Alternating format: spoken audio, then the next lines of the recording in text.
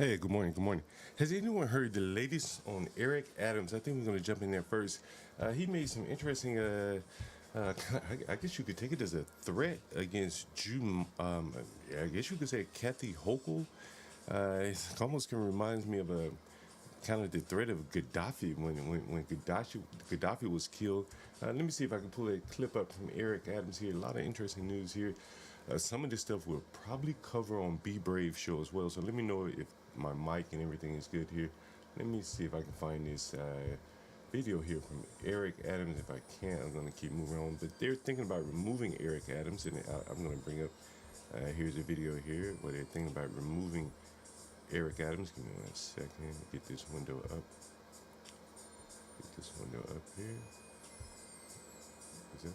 Oh yeah. Okay. All right. Cool. All right. Here's Eric Adams here. Article. All right. Article. A couple of videos we'll take a look at here. Hochul's considering removing Eric Adams here. This would be a provocative move. And so someone told me that Al Sharpton met with Hochul yesterday. So let's take a listen to what this article is saying here. For Eric Adams, on all fronts. As Connor Hansen reports, this comes as the state's governor is considering the unprecedented step of removing him from office. What do we want? Adams out! What do we want? No! Protesters outside New York Governor Kathy Hochul's office say they want her to remove New York City Mayor Eric Adams from office. There's just a conflict between his own interest and the interests of New Yorkers. Drama continues to unfold for the mayor since the Justice Department told the U.S. attorney overseeing the mayor's corruption case to drop the charges. Interim U.S. Attorney Danielle Sassoon resigned, saying she was confident in the case. Adding to the political fallout at City Hall, 4 deputy mayors have now resigned. Governor Hochul held an emergency meeting with key leaders. The governor said to me that she's going to see what the judge decides tomorrow and keep deliberating with other leaders. Some fellow Democrats believe President Donald Trump and the Justice Department are only helping Mayor Adams because he is going along with the administration's immigration policies. Adams denies any deal and has insisted he will run for mayor again as a Democrat. Meanwhile, the White House is praising the mayor. Mayor Adams has put out a helping hand to try to help the federal government in ending the border invasion. He was not heard by the last administration. Mayor Adams will be back in court Wednesday, where his charges could be formally dropped. Acting Deputy Attorney General Emile Beauvais, who called for the case to be thrown out, is expected to be there too. In New York, Connor Hansen, Fox News. Yeah, it's interesting about Eric Adams. Just a while back, he was saying that ICE, the New York City, would not be able to help ICE. Thank you very much. It's a great honor to have Prime Minister Modi of India. He is a great friend of mine for a long time. All right, fair enough. And here's an article, but just back, I can't remember when this was. Let's see when this was here, where he was promising to. Saying that he couldn't work with ICE. You'll see, here's the headline here, where Eric Adams said the city won't be able to help ICE with deportation efforts because of the law. We'll see if there's an article here, just a video. So, the new administration mentioned massive ICE raids. Massive? These ICE raids happen in New York City, and will the NYPD be cooperating with ICE on raids Again, I answered that over and over again. I'm not going to keep doing the same questions over and over again about the cooperation of city agencies. The law is the law. What's the next question? Yes, how? And so there was Eric Adams, and then, but he did something interesting, and I'll show you this. Yeah, Rikers, Eric Adams, and you'll see this here. Eric Adams here. And you'll see where the Eric Adams allows Trump ICE to use Rikers Island, to house some of the deportees. And so now they're saying he's too corrupt. You should see that article here. Someone, let's see if there's here. Eric Adams. And somewhere here he allowed somewhere here he allowed the ICE to use Rikers. And I know I saw that here, but anyway, and there he goes. But he said something interesting about Jumanji. I call him Jumanji. Juju on the beat. Jumanji Williams. It's almost like a threat. Jumanji Williams. Let's see if we can find that quote. But basically, he said the man is too damn lazy to replace him. That one of the reasons why he will not step down is because Jumanji is too damn lazy to follow him up, and this city is too valuable to be replaced by this guy here. This is Jumanji Williams, and if you notice from the thumbnail, these two guys were two peas in a pod at some point, and now they are at each other's throats. And this is Eric Adams and Jumanji Williams here. Yeah, I wish I could find that quote. Let me see if I can find that from Eric Adams. May have to go to Chrome. Give me 1 second. Chrome will find it. Chrome will find it. Eric Adams there, issuing a threat to Hochul that you don't want to replace me because the next black man up after me is even worse. So you don't want to do it, Hochul. That's what he's telling Hochul. And what else? Something else coming interesting is that if anyone remembers Eric Adams when he gave that chocolate city speech, and one of the things he was pointing out all of his black officials that work all around him, and how the people were jealous because he's got all this chocolate around him, and so on and so forth, so on and so forth. Well, most of the chocolate is melted away now. Either they've been indicted or they've stepped down. And so Eric Adams, he's being bombarded on all sides. There's 4 of his top officials, the few that he has left, they have now decided to resign, and I'll share their article with you. And then we're going to move on to Memphis. And if I find that article about Eric talking about, what was he talking about? The Jumanji Williams, I'll share it with you. But here it is, 4 more top officials to resign over Eric Adams' cooperation with Trump. And primarily all he's doing here is cooperating as it relates to deporting migrants. But the people in charge of New York City apparently don't want the migrants removed from the city, so they're giving him a hard time and kind of putting him in a bind there. I even heard Andrew Weissman, the guy who chased around Bill Clinton, chased around Donald Trump at the DOJ, he was even talking about how they basically have Eric Adams collared, where he really doesn't have much of a staff anymore. He's having to run the whole damn city by himself there, so it's going to be very interesting to see how it plays out. I don't think he can last through this. Even if he gets elected, no one's going to work on his staff, so it'll be very difficult for him to maintain leadership there. Anyway, some interesting news coming out of Memphis. I think I can close this tab. Yeah. Some interesting news coming out of Memphis. And again, I'm going in no particular order here. So let's take a look. Let's see what's in. I think this is in Memphis here. Interesting news, Memphis. Is this Memphis? Is this another case I covered? Oh yeah, is this Milwaukee? Man, we're gonna hang around Milwaukee for a bit. We're gonna cover a couple stories out of Milwaukee. Here's one someone sent to me. One of the most giving people, community members remember landlord John Gall killed and stabbing near 31st and State. A man was stabbed to death in Milwaukee on Sunday while trying to make repairs for a tenant, the alderman says. Let's take a listen here.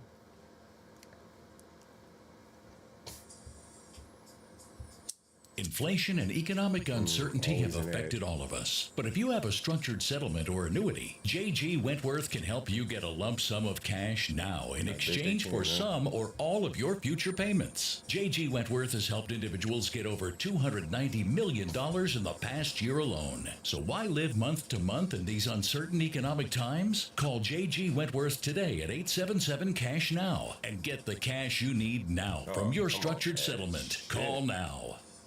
His ass is too damn long. A man was stabbed to death in Milwaukee on Sunday while trying to make repairs on a property he owns. Milwaukee County's medical examiner says 74-year-old David Gross was killed. This didn't make sense to me. This is really hard for us to take. A 37-year-old man has been arrested. He was taken into custody in West Allis after calling police. Friends tell Mary Jo Ola Dave still had a lot of life ahead of him. I stayed in this house 20 years ago because I was homeless. He let me stay there for free. Oh, shit. You guys have probably heard stories like this come up on the channel here when I'm taking calls here. I won't name names. You all know what I'm talking about here. You see, sometimes the landlord is the man that stands in between these people being homeless and having a place to live, to come up out of the cold, and someone is taking a knife and stabbing this man.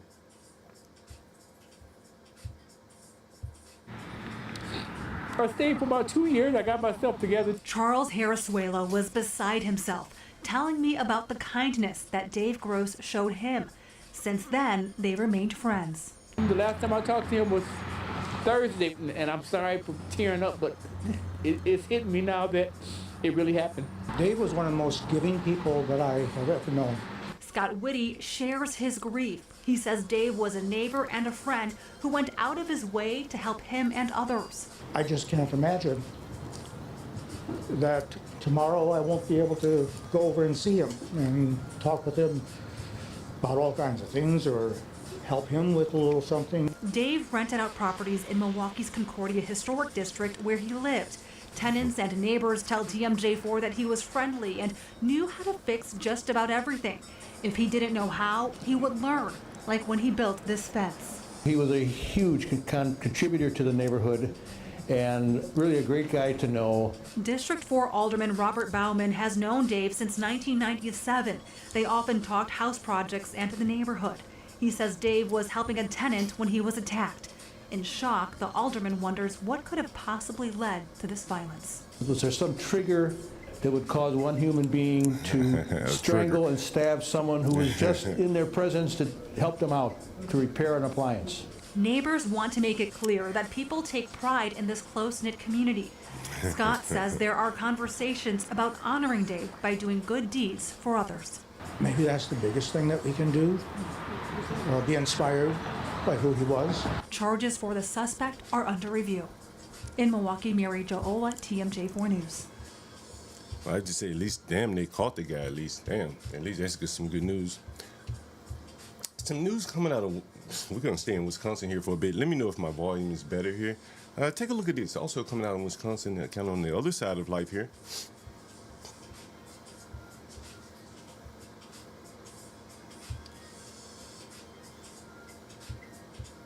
Oh, let me cut the volume up.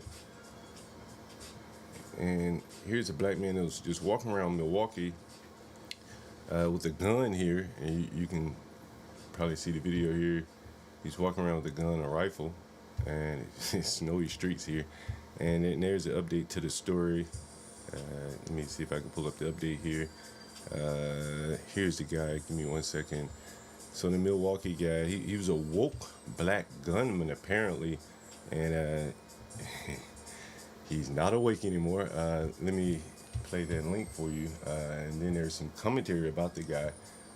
Again, very interesting, sad story in a way here.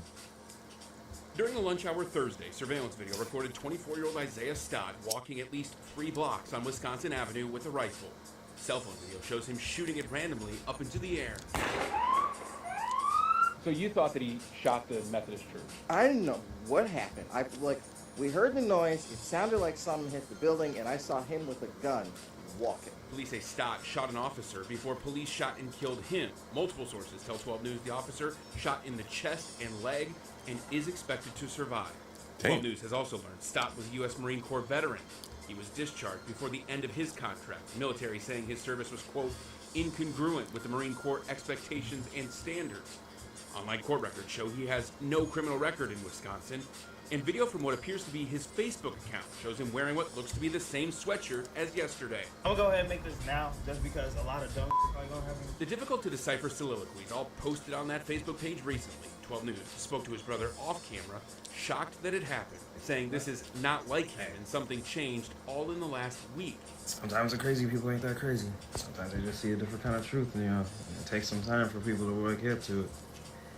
It takes it. But you learn in your own time. Well, that's the thing. Some people learn before their time. They learn before they're ready. And it's like almost no sympathy for the guy.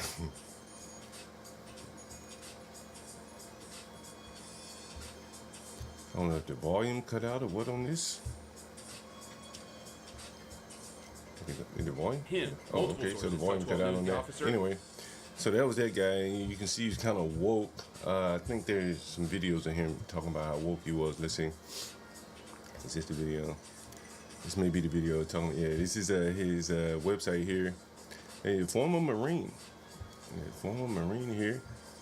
And they said another T-shirt guy. We called that lady, see if she made a T-shirt for this guy. We will be laying our son Ian Walker's stock to rest. We'll look at some more of his Facebook feed before they take him down. Look, Mama, he's a little muffin. I told you, Mama. What is it?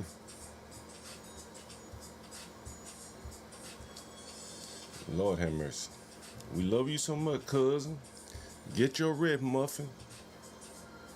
Hold your family tight. Mental health is a real thing. Yeah, it is. Yeah, it is. Long live Isaiah Walker Stock. I know there's a lot of negativity going around regarding what has occurred, but I know you a good stock. Ever since you landed in the Unknown caller. You were always respectful. That's what they say here.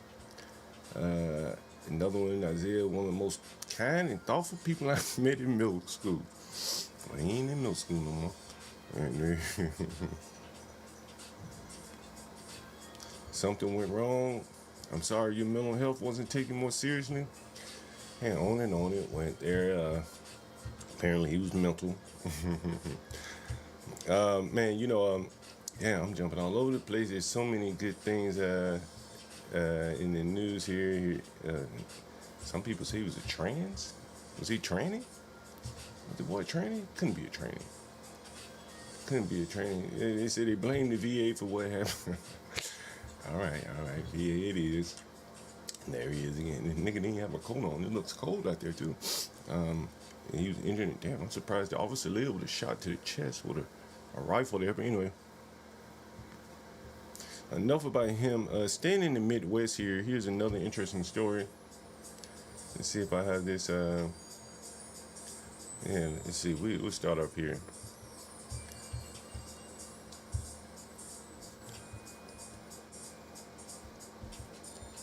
State officials with Children's Protective Services miss blaring warnings that could have saved the life of a 9-year-old Detroit boy. His remains were found buried in a backyard at a home in January. The boy's mother was charged with his murder on February 5th. 7 investigator Ross Jones is revealing internal CPS records, raising serious questions about what officials did and did not do when they heard alarming claims about the child's safety. We identified some human remains, someone small in stature. Yo, this is an amazing story right here. Very amazing story.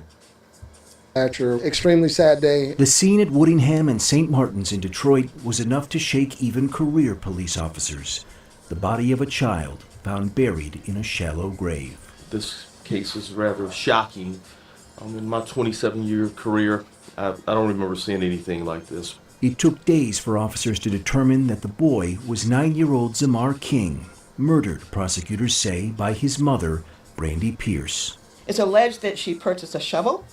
She bound him by tying his hands and feet together. She then put him in this hole and covered him with dirt. But as unspeakable as the alleged crime was, it did not come out of nowhere. It's just a train wreck that's going to happen, right? You just see it coming, and they don't do anything about it. By law, records from Children's Protective Services are guarded closely, even after a child dies. But we've obtained internal CPS records that show state employees were warned for years that Zamar was in danger. At least 4 times, records show, Brandy Pierce was the subject of CPS complaints. The first coming in 2015, after Pierce admitted to marijuana and alcohol use during her first trimester. It happened, she said, before she decided to keep Zamar. There were complaints in 2019 and 2021, both alleging that Zamar had been left alone. The first time in the lobby of a Southfield apartment building, with Zamar telling police he did not know where he belonged. Police later made contact with a relative, and the complaint was denied. 2 years later, on a 78-degree day in May, Zamar was left alone in his mother's locked car for more than 90 minutes while she went to a doctor's appointment. She told police her son was a heavy sleeper and claimed doctors wouldn't let him into her appointment. It's the pattern, right? Here is a mom, again, where she's repeatedly reported by different people in the community. Frank Vandervoort is a law professor at the University of Michigan and a longtime child welfare advocate who said Pierce's pattern of behavior and the disclosure that she was receiving mental health services on an almost daily basis should have been a red flag to CPS. That suggests to me a very severe level of mental health need. So I'm troubled by that, and it raises more questions than it answers for us. The Macomb County prosecutor denied a warrant request for child abuse, saying there was insufficient evidence and CPS working with mom. CPS would close the case after performing a home visit, finding no safety hazards, enough food, and suitable sleeping arrangements. Then, last April, came the fourth complaint to CPS. This time, Pierce would come here to this Plymouth Hospital emergency room, reporting she was anxious and depressed. Pierce told CPS she had a breakdown and felt herself going into a panic attack. She was questioning whether she should give up custody of one of her children. She'd been evicted from a motel, she said. Her car was repossessed. She was completely out of funds. Once she left the hospital, she and her kids would be sleeping on the street. On its own. Damn. I mean, this story gets worse. Let me see if we fast forward to it. How serious is that? Critical. This is a family with no place to live. She tells the caseworker, I can't sleep in my car, which suggests to me that she's been sleeping in her car at some points. But what Zamar told CPS was most alarming of all.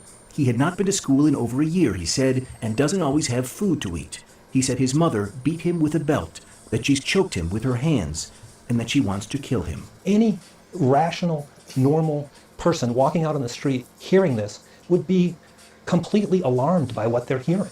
They would take action. They would call the police. But what CPS did, according to internal records, was close the case. The investigation found no preponderance of evidence of physical neglect. Pierce was provided with pamphlets connecting her with community services, and a note was added to follow up on her mental health appointments.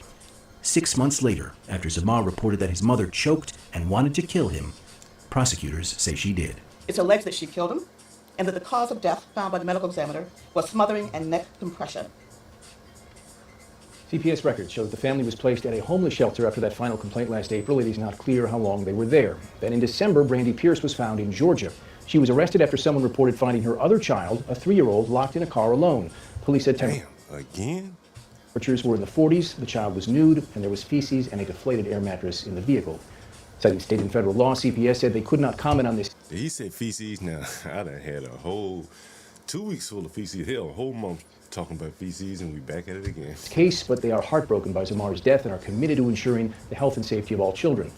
Tonight, Zamar's relatives are trying to pay for his burial. They have started a GoFundMe, and we have included a link where you can donate them. Trying to pay for his burial. Wow. Our website right now at wxyz.com. You know, Stanley and I, we on the big stream, we were talking about, like, you know, like, is there like a black community? And he was under the mind that it isn't. There is no such thing as a black community. If there is, there are multiple. And I was saying to him, you know, that you very well could be true, correct in that. But I think that people want a community. They're desirous of that. But these kind of stories really make you think that maybe there isn't one, because I've talked about the Benita Jacks case. I'll share that with you. This happened right across the street from one of my apartment buildings. And again, this lady killed 4 children, and seemingly all of her neighbors never missed the children, never thought, say, hey, damn, I ain't seen your children in a while. And she was convicted of, I'm not sure if you can see this here, but she was convicted of murdering 4 daughters who ranged age from 5 to 17, right across the street from one of my apartment buildings, actually the apartment building I went to on the stream. And again, you know, maybe there is not a black community. And if there is not a black community, then, well, clearly there are going to be some things that are going to take place because of that. And I guess we'll go to Memphis and we'll talk about some of the things that are happening in Memphis and in other cities. We'll probably cover a lot of cities as the stream goes along. But I wanted to cover this. Let me put this up on the screen here. This is coming out of Memphis here. Again, I think I'm gonna go around the country. Businesses are known for opening and closing. However, the restaurant industry has I'm gonna go completely around the changed country, maybe since the profiling some of these cities here, and just look at the devastation that we're seeing here. Let's take a look. Again, like people are losing the opportunity to work and make a living here. pandemic hit. So did everything else. It's been a struggle for some of your favorite food places just to keep the bills paid, and some were forced to pack up for good. Part of what makes the 901 unique is culture. And you can't talk about Memphis without referencing Culture's nice. Food item, you guessed it. Like ranked up in the 1 and 2 spot, so I'm here to test my taste buds to chomp down and see if they're gonna take the #1 spot. There's just one big problem. Some of your favorite restaurant spots have closed their doors for good this year at an alarming rate. The biggest question, why? It could be anywhere from, inflation causing issues with people not going out and spending as much money, but labor market's getting a lot tighter, just, trying to find quality staff that they can have on their teams to service everybody between rising costs. With all their food vendors, it's like, they're going to get hit from all sides. According to the Memphis Restaurant Association, more than 85 restaurants have closed in the last 2 years in Memphis. If you take a deeper dive into which part of the city has been hit the hardest, it's downtown Memphis. Of those closed businesses, downtown Memphis makes up nearly 40% of the overall closures. That's a lot of businesses right there. In the last 2 years. Downtown is by far the hardest hit. I mean, they were the hardest hit during COVID, coming out of COVID, and now with crime issues, particularly in downtown, I think it's just it's a publicity issue. Memphis Restaurant Association President Mike Miller says not just crime, but a lack of promoting their restaurant scene has become a solution he's seeking with Memphis Mayor Paul Young. The challenges today versus a decade ago are much greater. According to the U.S. Small Business Administration, 18% of small businesses will fail within a year. 65% will close after operating up to 10 years. Hard work, be prepared to work. Bluff City Craft owner Jason Jefferson has beaten the odds and found success in East Memphis. He believes one way he stayed afloat, saving often when things are going well. A lot of restaurants are not able to do that. A lot of restaurants run, week to week, month to month. And that's just the industry that we're in. Jefferson says as an owner, you can't control food costs or what customers walk through your doors, but you can provide the best quality of service. Food is the most important thing for me, but in the terms of dealing with people and dealing with customers, you have to put the customer first. Thank you. So if you are looking to start a restaurant in this climate, here are some suggestions from people who live it. You need to be careful, and this is a business where margins are slim to begin with, so success is even harder. I don't know that I'm discouraging anybody. I just think eyes wide open is probably the best path forward. Be prepared to work. I'm here just about every day we're open. I'm basically an employee for my restaurant. Patrick says he's optimistic about the Memphis restaurant industry, and despite the number of closures, about 10 to 15 new restaurants open each year. Back to you. And we're going to stay in Memphis for a bit. Memphis is in real serious trouble. There was a restaurant called Houston's in Memphis. There used to be a restaurant called Houston's in Atlanta. And they closed down. I think they closed, but they were accused of being racist. And so the Memphis restaurant apparently just closed too. Let's see if we can find that. The Houston restaurant, yeah, there it is. And let's see what they're saying here. And I mean, they just did this overnight, it seems, like a month or two ago. Shocking news now as a Memphis restaurant. Oh, it's always an ad here.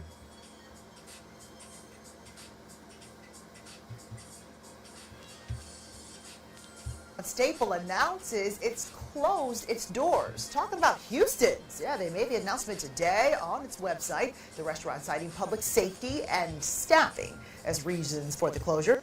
Yeah, very few of the restaurants will cite public safety, but kudos to Houston. Now, we looked into crime numbers in that area. 5000 Poplar Avenue is Houston's former address. According to Memphis police data, since December 2023, there have been 58 crimes reported within the parking lot, ranging from theft from motor vehicle, larceny, and shoplifting.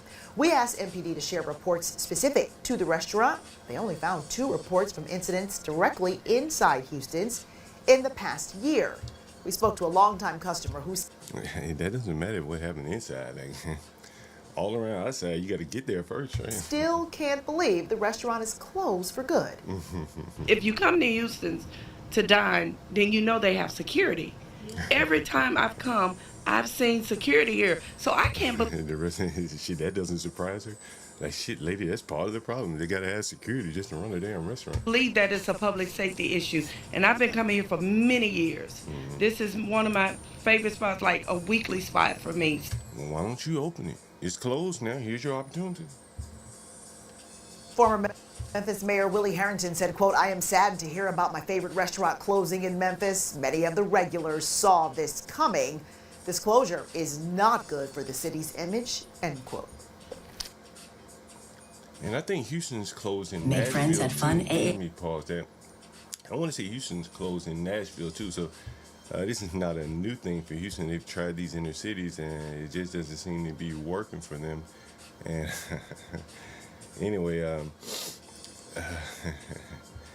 and so some of the things that you probably wonder, well, what are the issues in Houston and in Memphis? And you take a look at this right here. Jeez Louise. We had a bold armed robbery of an armored truck crew Friday morning. Happened on Mitchell Road in Whitehaven. Look at those guys with those guns. Fox 13's Jeremy Pierre joining us live where this happened. And JP, this was bold, played out right there in broad daylight. Yeah, broad daylight. As traffic drove down South 3rd and Mitchell, cars were moving all over the place. And let me tell you, it all took place right here at the First Horizon ATMs right here as a armored truck and an armored truck guard loaded the ATM. You can see right here in this very nerve-wracking video, you can only imagine how that armored truck guardsman felt. Now, this morning, Memphis police say all three of those masked men with rifles drove off in a white Nissan Altima. According to police, the men took a large amount of cash. You can see them taking those large black boxes. That's what the cash is. Investigators did manage to find the Altima shortly after the robbery. We did some digging and learned Friday's robbery is one of two from last week. The Memphis Police Department actually investigated in this area. 2 robberies. Jeez Christ. Now, there are several businesses on this lot. We're right next door to the old historic Crystal Palace, for those of you who are not familiar with this area. But let me tell you, this is very scary stuff right here, because again, you see them with those long rifles, broad daylight. Of course, right now we're working to gather information as to where Memphis police are in this investigation. However, if you have any information that can possibly help them, obviously these men are masked. You're urged to call the Memphis Police Department at 901 or Crime Stoppers at 901-528-CASH. Yeah, that's pretty bold. Jeremy Pierre, live for us there in Whitehaven. Good luck on that one, bro. Good luck on that one, bro. Man, shit. Heists, armed robberies, man. Right now, community in Southwest Detroit. Water main break. The hits keep coming. The hits keep coming. Shit, where should I go? You know what? Ooh, where should I go? Let's go here. Let me rev up for this story. This is coming to you. I'm bringing to you some international news here. South Africa. You know, I've long thought that South Africa is kind of like the model of where we're headed here. And look at what's going on in South African nightclubs. Let's take you here now. Civil society groups have called for the immediate shutdown of Zanzo, a nightclub in Hatfield in Pretoria. This after graphic videos showing patrons being tortured for allegedly failing to settle their bill went viral. Gauteng police have since launched a manhunt for 8 foreign nationals suspected to have partaken in the torture. In a statement, the club management says it has since fired the security company behind the tortures.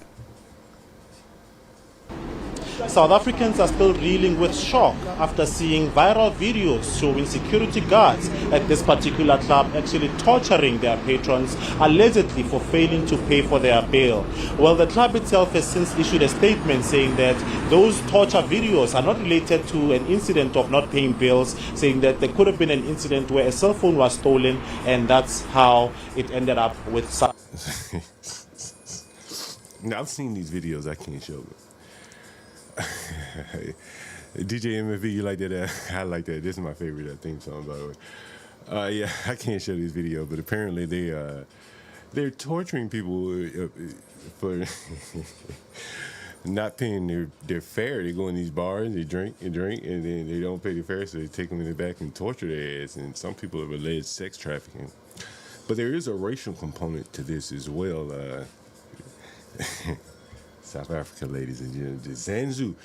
In DC, there used to be a club near me. DJ MFB may know about this club. What's the name of that club? What was it called? The Zanzibar in DC.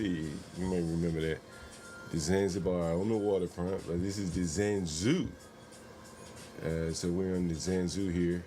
Where? Lost my tab here, Zanzoo. Anyway, back to Zanzoo. Such assaults. Well, I am joined now by the MKSM representatives for Gauteng to elaborate a bit further on what actually transpired and in terms of their views. Thank you so much for your time, Mr. Nkadimeng. Can you just tell us what is your reaction to the viral videos that we saw, the youth being tortured allegedly for not paying for a bill at this club? Well, greetings to everyone at home watching and listening. We are, of course, very shocked and appalled by the recent events that have transpired in this restaurant or club, whatever it is called. More especially by the heinous behavior unto these young boys who are alleged to have not paid. We are not at all pleased. We have heard that a criminal case has been opened. We are going to inquire on the process of the case. We want to know how far is the progress regarding the case, and we are actually wanting to see the man who owns this place to appear in court. We don't want, I think these are allegedly French men that own this club here.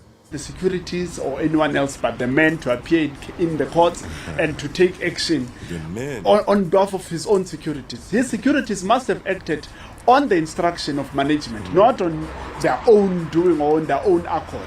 We are not convinced that they taken such an action simply because they wanted to. We are actually very appalled. As MKSM nationally, we are also appalled. We will not actually take it lightly. This place must not operate until there is clarity as to what is happening. They're going to burn this motherfucker down. He might well close. We are calling on everyone to boycott this club or restaurant, whatever it is called. Anyone who has information, more information, they must come forward. Justice. And you know what boycott means, South Africans must prevail in this matter. Absolutely. Well, the club owner says he's taken action by actually firing the security company that actually executed those heinous acts that, as we saw in the video itself. I hear you say you want him to appear in court, so I'd assume that such an act is not enough. There needs to be more accountability. Definitely. Firing those securities does not suffice. What must happen is that we need him to appear in court. For what purpose? They want that white man head. That's what he's saying. We want his head. It's not enough that they get fired. We want heads. For the purpose that he must take accountability. He is the owner of the club. He owns a variety of clubs. The man didn't do shit. They blaming him. Like, he's not alleged to torture anybody. But they want that head. It's like the, what do they call it? Repatriation of assets. They want the assets that the man has. Here in Twan. So him appearing in the court, it's the first step to justice. He cannot say that he has fired the security company. Firing the security company that's not responsibility. We are a country that respects the rule of law. If anything, there needs to be South Africa probably they're one of the highest murder rates in the world. And somebody rule of law. Proper procedure here. If anything, there needs to be serious arrests, especially the man himself. He must be arrested. He must appear in the court. We need tougher regulations from government, moving from national to provincial. And don't all this shit just sound familiar. They want government to solve these problems. Inspections. More when we look into this industry for the past few weeks, starting from last year, actually, there have been many incidents. Babel was one of them. Many other hotels have come up with incidents of human rights violations, labor violations. So that tells you that we are not, as a country, aware of this industry that violates human rights, that abuses workers, that abuses its own customers. So imagine when securities violate customers as they do or as they did previously. What has happened previously that we do not know? If they can do that to young boys, what have they done to females? You can imagine the horror. Now you're going into women. I mean, they just lumping everything on these white men. That young females have enjoyed. Did the men pay their bill or what? All I want to know, did they pay their bill or what? That's what I want. And they've kept quiet because they cannot speak out. So we are requesting investigations. We are requesting tougher regulations from government on this industry. It must be regulated owners who come from far, Middle East, Europe, they must have been investigated. They must have a history of having Wait a served. minute. Did he just let the cat out the bag? What are you saying? They must have Who been is they? investigated They who not come like us. from Who is government they? on this industry. When you say they, they not like us. Who It they? must be regulated. Owners who come from far, Middle East, Europe, they must have been investigated. They must. They not like us. They must have a history of having served in such an industry. You cannot just come from elsewhere and then come and open a club, a restaurant, and so on, and then you don't even have experience of how it is managed. What we need is we need people who will be held accountable.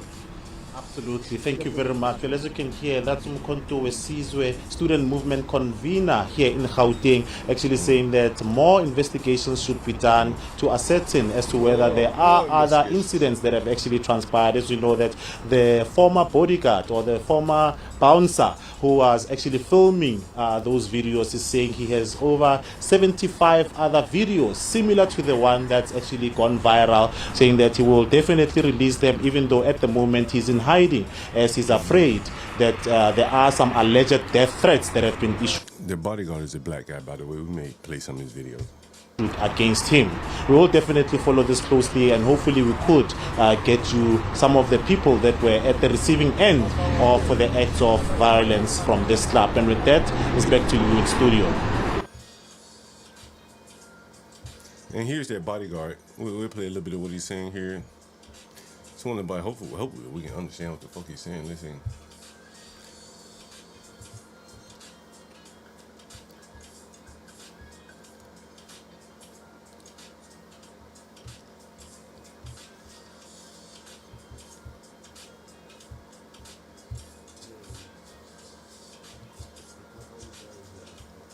No volume here? Let's see. You got to be talking, right? No volume? What? No volume? Okay. Let me refresh it. See if he's got volume here.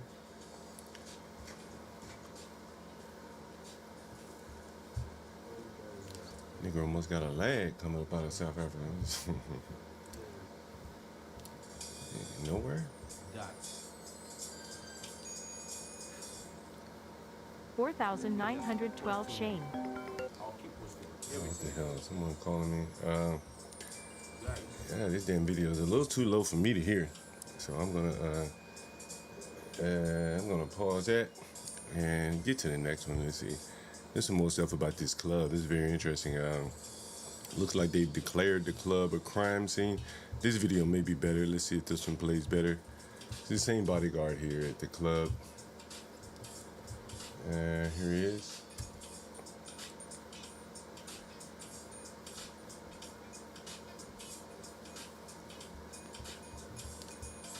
I want to post all the video that hello guys, I hope you guys doing well. It's me Pablo. They want to post all the video that been linking on the net, social media, wherever, but Zanzo, everything is true. Everything is 100% true. No one must disturb you to say it's fake, it's because of this, it's because of this. All that is fake. I got more than 75 video extra that I'm going to expose anytime soon. It's crazy. Everything is crazy. I'll speak less. I would like you guys to see everything on your own eyes. The media can share information with you. I don't know, website, all the channel, they got information and they will send it to you guys. Everyone can watch all of that. I've been working for these people for 7 years, so I know this industry how it works. I know everything how it works. There's no one can come say this. Everything. And here's the video. Some of the video he's talking about here.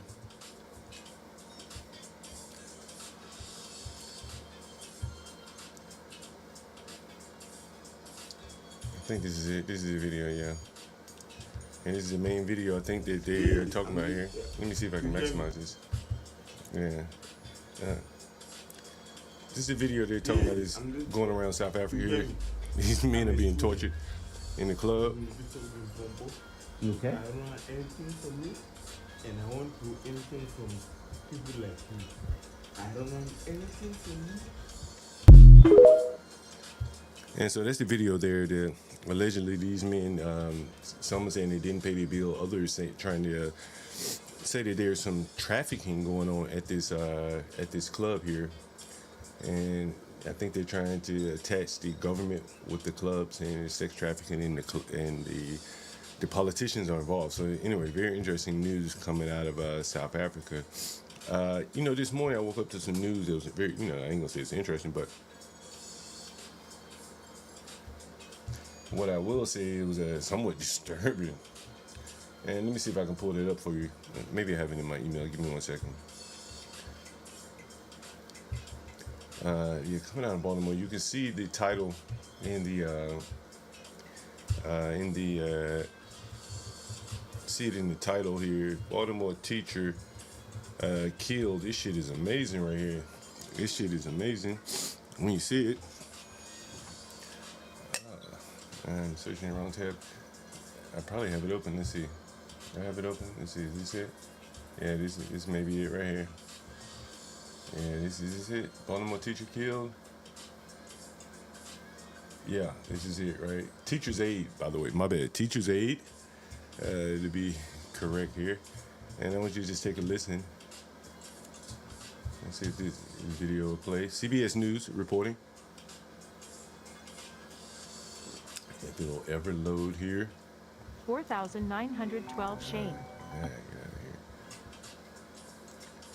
here. Tom doesn't have Progressive, so he takes it out. All right, Tom, you don't have Progressive, Tom? That's too bad for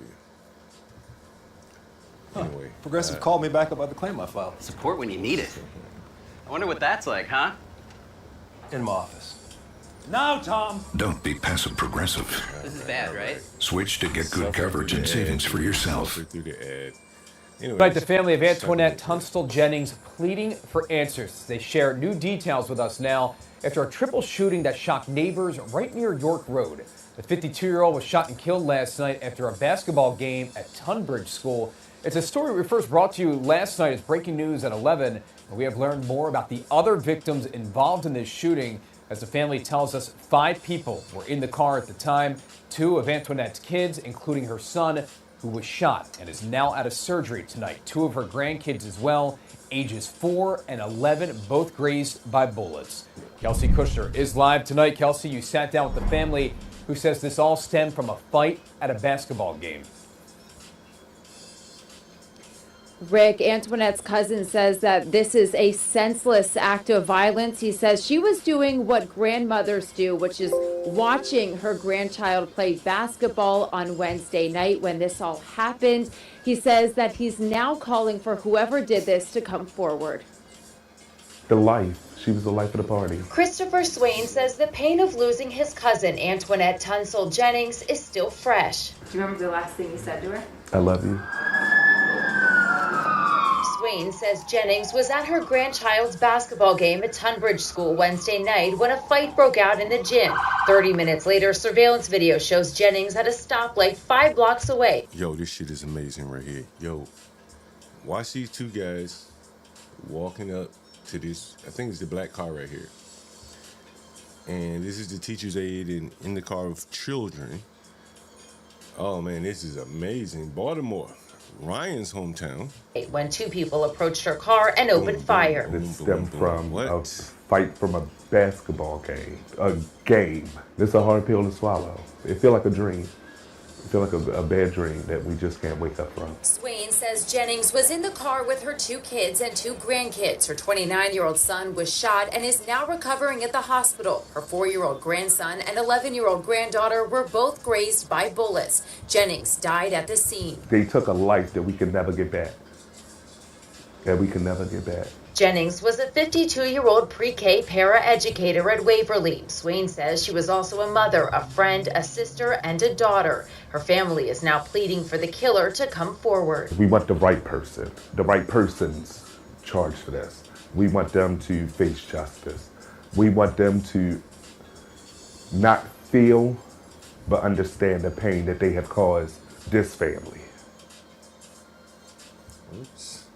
Now, the principals of both Bel Air Edison and Tunbridge School did send a letter out to parents notifying them of this fight, saying that the safety of their students is of utmost importance. But police say as of right now, no arrests have been made in this case. Reporting live tonight, Kelsey Kushner for WJZ.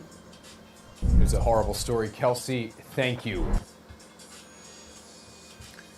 Yeah, that's coming out of Baltimore. That's kind of amazing, really, to see And them one of the stories kill a lady like that. I can't Project imagine. uncovered was the story of Shirley. Shirley Rose. Okay, interesting story. Maybe we'll talk about that later in Black History Month. She's still alive. It must be at least, something to celebrate there. Anyway, a couple more news stories, again, I wanted to cover here.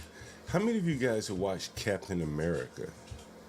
My buddy Philippe, he called me about that, and he's like, yo, have you heard about Captain America? I'm like, no, I don't watch TV.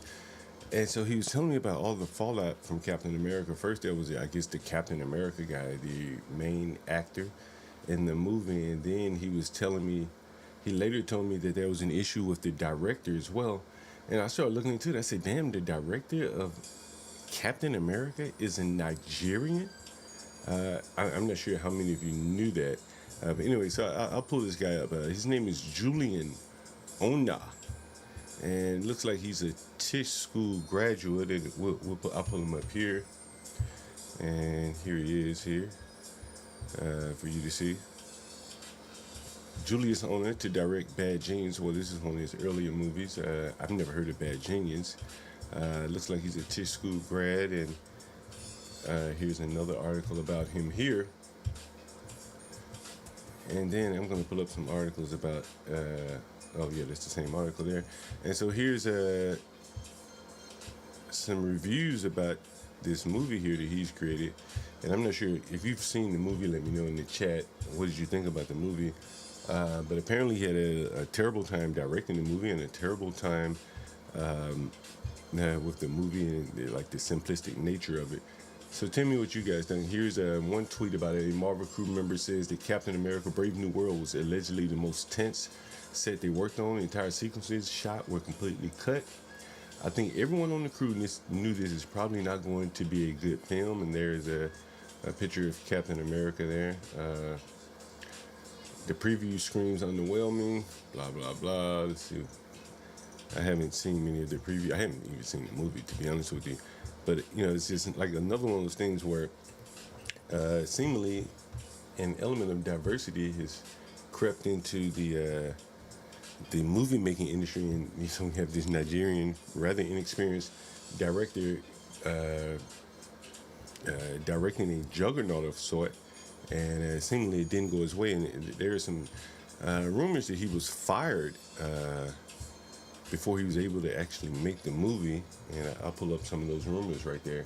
So any of you, if you've watched the movie, you can tell me what you think about it. Here's a kind of a preview in a tweet here.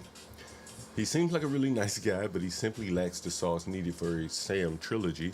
Lighting and framing was boring and flat, atrocious green screen and wonky CGI at many points.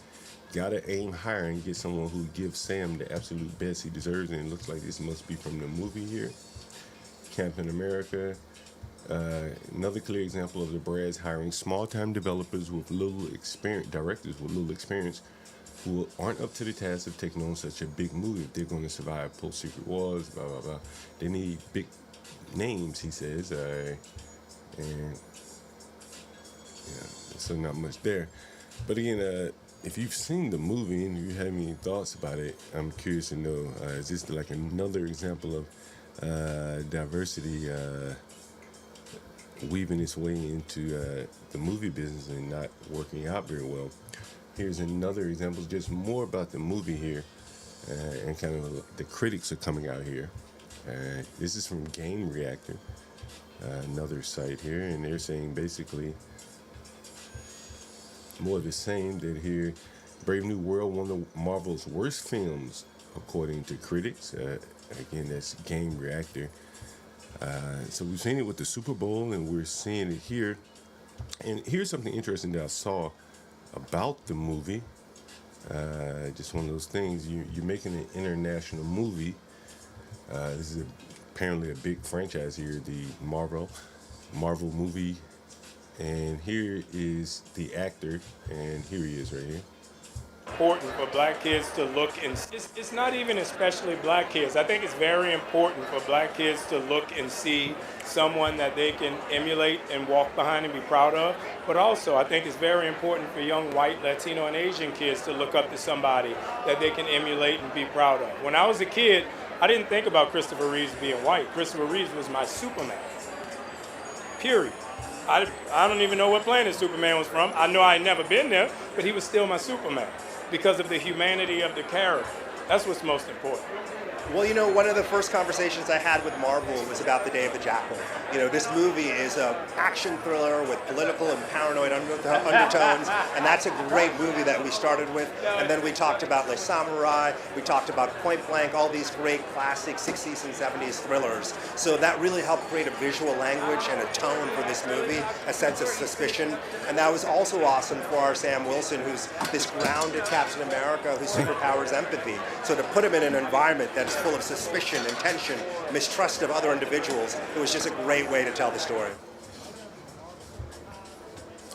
Again, a very inexperienced developer being put in charge of a high-end movie there, and I think the results speak for themselves there.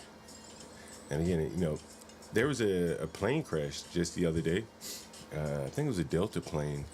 And so I was looking through just some of the Delta's DEI, and I think a lot of people are going to be looking into stuff like that, considering it's like one of those things that every time something bad happens, DEI is going to be one of those things that people are going to be looking at and wondering if DEI was the cause of it. And so here's some things about Delta, and I think Delta was the main carrier for that flight there that crashed, I think in Canada. Was it Canada? Yeah, I think it was Canada.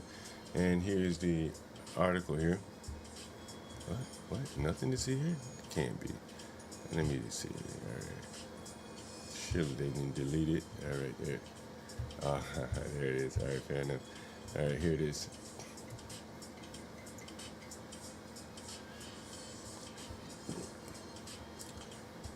And so here's a Delta ad, is a pinned post on Instagram. Someone says maybe it's time to prioritize safety again, and here we are here. This is on. Did somebody say slave? They're playing music here. Did somebody say slave? That inspires a lot of confidence there, ladies and gentlemen. A lot of confidence indeed.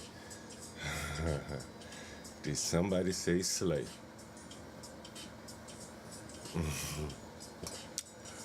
And then again, I think the airline that crashed was it Express Air or something like that? And that is the airline has not released any information on who the pilot's or anything like that. But somebody say slave? Did somebody say slave? Yeah, that inspires a lot of confidence indeed there. That these companies are much more focused on DEI than they are on getting people where they need to go safely. And so here's something interesting about the DEI and Delta. Let me pull that up here. It's really unbelievable that this would creep into something as important as flying airplanes, that people would be more concerned about the safety and everything. So here's a headline here. DEI hires unite, and maybe I won't show that. I wanted to pull up this Delta. Let me see if I have it. And you have to ask yourself, what do these people do at Delta? Delta primarily is in the business of building planes. That's primarily their business. And so then you have to ask yourself, where does DEI play a role in building planes? And so you look at this woman right here who works for Delta. She's a DEI officer here, Kiara, whatever the hell her name is, Lynn Johnson, a Chief Diversity, Equity, Inclusion, and Social Impact Officer. And you really have to ask yourself, like, what the hell is she doing? How is this central to Delta making the best planes possible, and you can see she's a nice sized lady indeed. She serves as Chief Diversity Equity, including all that long ass title, short job. She is charged with leading the company and modeling they use all these big words, and she's not modeling a software developer, model. She's modeling a comprehensive diversity, equity, and inclusion strategy with supporting programs, initiatives, and action plans that have impact on Delta employees, customers, and the community. Under her leadership, Delta strategy seeks diversity, pursues equity, promotes inclusion, and drives accountability for actions that foster sustainable results. Like what? Before shifting her career in 2016 to develop and lead a transformative DEI strategy, so this came about in 2016, she served as Delta's managing director of corporate communications. Now think about that. If you had the option of being in corporate communications, that's a strategic position, versus DEI, which would you choose? Which, is more important to the company? I would argue that this is more important, but they likely moved her out of this role because she wasn't very qualified and put her in this DEI strategy role. That's the only reason I can see her taking that role. And in that role, she set this course for the company's global communication strategies, overseeing teams responsible for employee communications, blah, blah, blah. She's been there on the front line 25 years. She's worked her way up. Rainbow Push Awards, so on and so forth. Their badges, see, I don't want to read no more of this shit. Dang niggas, she said I should apply for a DEI position. It sounds good. Maybe I should.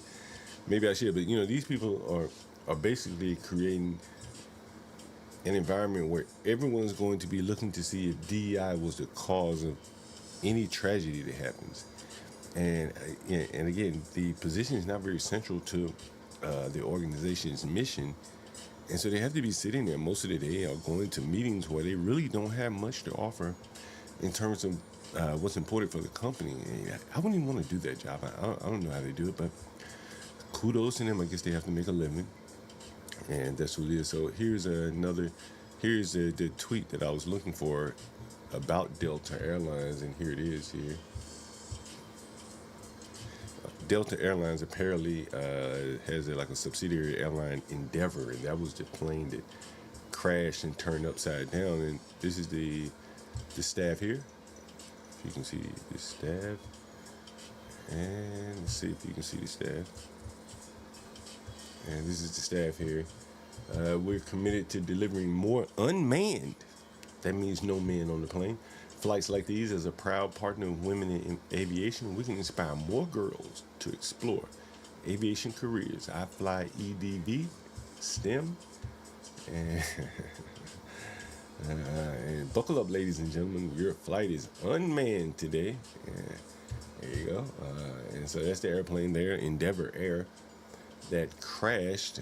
The plane that crashed was a Delta female flight operated by Endeavor Air, a small airline obsessed with all female unmanned flights. And here's another video from them. Shit, it's always music in this damn video. And they have their mask on.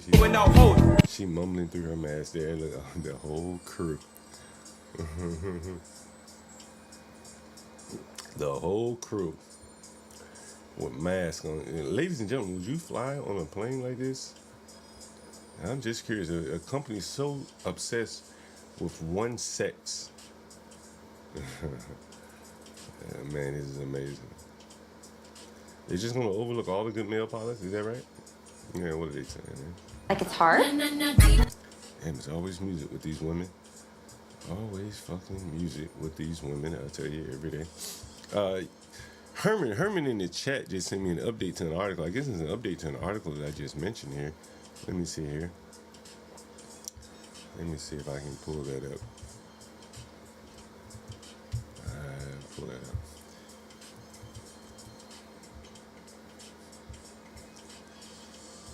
And one of the topics I want to get back to on the big stream is the topic that Stanley brought up, and St. Jude researcher was defending wife before he was shot in robbery. Wow, another story out of Memphis here.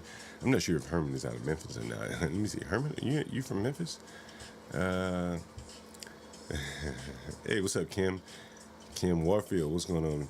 What's going on? Anyone want to call in? We got the line open right now. You know the number. If you don't know the number, I'll put it in the chat. Let me put the number in the chat. Anyone want to call in? We got a lot in store for the Be Brave and John show coming up on Friday. What about 10 o'clock? I guess we'll get to it again. A lot in store. I hope you guys tune in for that. Let me put the number in the chat. Give me 1 second. By the way, I think Stanley's live on the big stream, guys. If you want to check out Stanley, let me put the number in the chat. 1 second. Call in, and I'll put the number. I'm gonna pin that too. I'm gonna pin it. Anyone want to call in? Anyone can call in. Let's see. Let me pin that to the chat. Go to channel. Pin message. There it is. Pin message. All right. There it is. So it's pinned now. Anyone want to call in? You can call in. You know, anyone want to? If you have some topics that you think Brave and I should talk about on Friday, you have any messages? You know, any suggested articles? You feel free to call in. You know, we can always add it to our repertoire there. Anyway, back to this article here. St. Jude researcher. I think it's a hospital in Memphis, if I'm not mistaken. Following the arrest of two people this week in the shooting death of a St. Jude researcher, Alexander Bulikov, must be Eastern European. Court documents paint a picture of a robbery escalating to a homicide. Shooting happened in downtown Memphis. Now, we just mentioned that downtown Memphis was losing restaurant business, and well, here's the reason why. Bleeding from a gunshot wound, he died shortly thereafter, less than 24 hours later. Two individuals, Brandy. I want to be down. The two were charged with first-degree murder. Wow. His wife and his 2-year-old daughter were out for a walk when a man in ripped jeans, a hoodie, and a mask, COVID mask, approached his family and started waving a gun after the man, identified as Warden Records, demanded what is described as property. He handed him his wallet, so he complied. But he then allegedly turned the gun on the man's wife, demanding more property. Oh, did he intervene? It was then that the man began to struggle with Ward in an effort to protect his wife. During the struggle, the gun went off, killing the man. Wow. When is that video of this shit? It makes me wonder, is that video of this shit? It's gotta be video. Gotta be some fucking video of this shit. Gotta be video. Who was this man? Let's see video. Oh shit. They arrested a woman for this shit. And new at 5, a Memphis woman is behind bars for a second time in connection with the murder of a St. Jude doctor downtown last November. Authorities say Brandy Rucker was with Marius Ward when he shot and killed 32-year-old Alexander Bulikov during a robbery in front of Bulikov's wife and 2-year-old daughter. Now, charges against Rucker were initially dropped in January due to a lack of probable cause. Then in April, a jury indicted both Rucker and Ward on several charges, including first-degree murder. Rucker is being held on a $1 million bond. Ward is in the Shelby County Jail on a $275,000 bond. You know, change gears a little bit. Hey, I think in 8 ways, I posted something about that article, man. To talk about widespread fraud and abuse. Oh, yeah. Tremendous fraud. There's tremendous fraud, and it's hard to believe that you can have that kind of fraud. You're talking about are you talking about what? Wait. Which are you talking? You're talking about with regard to all of the investigations that are going on about this stupidity. What we're going to do is tomorrow I'm having a news conference. I'm going to read to you some of the names that hundreds of millions and even billions of dollars have been given to. And if you tell me that we should be giving money to those things, those entities, I think you'll probably have to leave as a reporter because you're not very talented. Trump is laying down the hammer here on this money flowing out of the country. Anyway, and to follow up with that, here's Elon Musk, a tweet from Elon Musk here. Guys, I'm telling you, if you believe in Social Security, you know, I never thought that this may be a way another way to actually steal money from the people. Take a look at this here. And this is Elon Musk posting in response to people saying that he's snooping on internal data. But here's what he's posted. Tens of millions of people marked in Social Security, they're just marked as alive. Are they getting payments or not? I think Elon should have pointed that out. But when they're definitely dead is a huge problem. What it points to me is that there's no way to automatically, no trigger in the database or some kind of script to execute whenever a death certificate is issued for someone to turn off the Social Security payments. You're left up to the honesty of the individual. And we've seen many, many cases where people don't turn off their Social Security for their relative and the checks keep coming. And in many cases, they end up in prison. But take a look at what Elon is posting here. The number of people getting Social Security checks, or let's just say in the Social Security system, is alive. And you see the numbers here. Some of these people have been alive a very long time. And are there any benefits connected to these people? That is the question to answer right there. So I suspect that there's going to be a lot of fraud coming out of this, and a lot of it they will be able to put it off on incompetence, and it's typically the way they do these things. But I don't think that will be the case. There's too many millions and billions of dollars going to for it to be incompetence. Stanley was talking about black culture, community, all of that, and one of the things he mentioned was, he says that blacks don't really have a culture of their own; they have white culture, and he went on to say that blacks do not have a community, and I somewhat beg to differ. Were you able to take in culture over in Germany and London? I think I think blacks do have their own culture, and you'll listen to this. This is a lady, Glorilla, but listen to what she says. It's a common refrain of blacks about say white people food here, and so here's Glorilla. Food. I had to take me some seasoning salt over there. Then they really don't eat out there, like in McDonald's. I want you to listen to this here. You know how our large She's talking about a big, large drink from McDonald's here. cups is the McDonald's. Yeah. She was like, they cook is like the kids. Yeah. Let me get to what she's saying here. Hey, I always had this fucking music on. Can you cut the music off? Can I cut the shit off? I can't fucking cut it off. Anyway. Yeah. Y'all portions of food are so.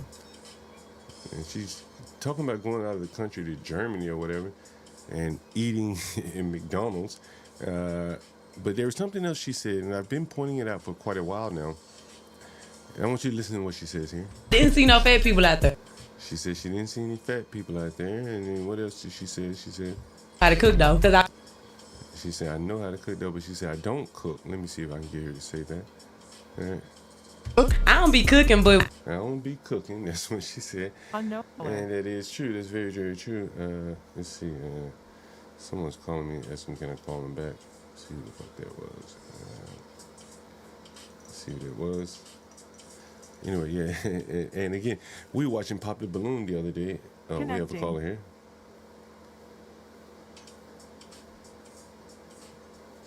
Hello? Hello? Did they hang up? Maybe they want something. Let's see. Who is this? Oh, that's a bad ring. Fuck. Let me call him back. Give me a minute. You never know. Could be some money on the line. Money on the line. Money on my mind. All the time. All right. Yeah, who's calling? Hello? Yeah, how you doing, man? You still had a room for sale? Yeah. What's going on? Good, man. I was trying to get it on the 1st of the month. Yeah. It definitely got rooms available. Where you living right now? I'm in the shelter, man. It's been real difficult for me right this minute. It's just a last moment thing. I wasn't expecting to be homeless. Me and my wife separated. Yeah. And due to me living, she live out in Maryland, and I'm a DC resident. I couldn't no longer live there because I'm getting my benefits from DC. So I went into a shelter. And where you shelter at? What shelter you in? I'm in Lincoln Road, over there by, it's Emory Work Bed. Man, let me see. Let me look it up. What's the address of it? It's the address is, let me look it up real fast. Emory Shelter? The address is 1725 Lincoln Road, Northeast, Washington, D.C. 1725 Lincoln Road, Northeast?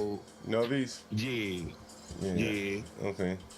Northeast. And so what? You looking for a place, where you looking for? Southeast, Northwest? I would take Northwest. Yeah, you know it's a little bit more expensive up there. Okay, what about Southeast? I need something cheaper. I ain't bringing in a lot. I'm bringing in like $700 every month. Shit. You better stay at that shelter, but save up that money. I know, right? I can't do it though, man. It's just the smell. It's just, I'm not used to being like this. You know what I'm saying? I'm used to having my own little spot, or I'm renting out somebody rent me a spot out. Yeah. But even if it come down to it, if you can get like a approved letter, I can get my case manager to give you like $3,000 and pay the first month deposit and a month rent. Nah, man, they don't take that shit. You know what I'm saying? Like, if you got the money though, they'll take it, but they don't want to fool around with them government agencies and shit. You know what I mean? Right. Yeah. Hell yeah.